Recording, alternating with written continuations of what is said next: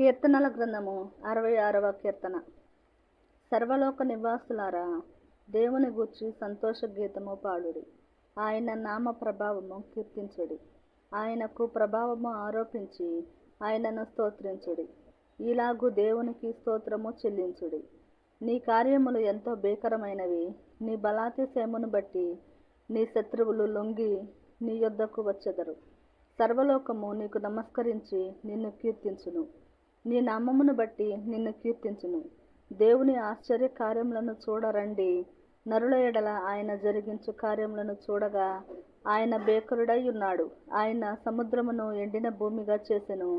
జనులు కాలినడకచే దాటిరి. అక్కడ ఆయన యందు మేము సంతోషించితిమి. ఆయన తన పరాక్రమం వలన నిత్యము ఏలుచున్నాడు.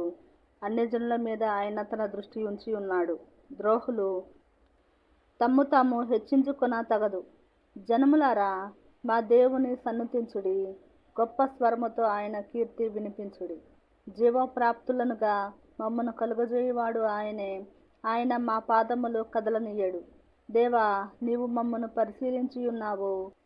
వెండిని నిర్మలము చేయు రీతిగా మమ్మను నిర్మలునుగా చేసి ఉన్నావు.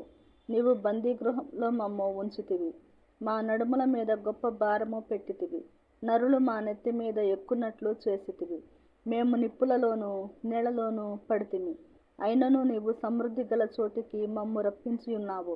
దహన బలులను తీసుకొని నేను నీ మందిరములోనికి వచ్చెదను. నాకు శ్రమ కలిగినప్పుడు నా పెదవులు పలికిన మ్రొక్కుబడులను, నా నోరు వచించిన మ్రొక్కుబడులను నేను నీకు చెల్లించెదను. పొట్టేళ్లను, ధూపమును, క్రొవ్విన గొర్రెలను తీసుకొని నీకు దహన బలులు అర్పించెదను. ఎద్దులను, పోతు మేకలను అర్పించెదను. దేవుని యందు భయభక్తులు గల వారలారా, మీరందరూ వచ్చి ఆలకించుడి.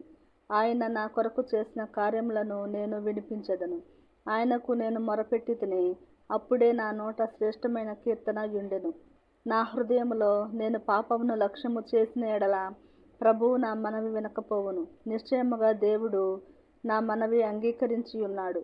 ఆయన నా విజ్ఞాపన ఆలకించి ఉన్నాడు. దేవుడు నా ప్రార్థనను త్రోసివేయలేదు. నా యొద్ద నుండి తన కృపను తొలగింపలేదు. ఆయన సన్నుతింపబడును గాక.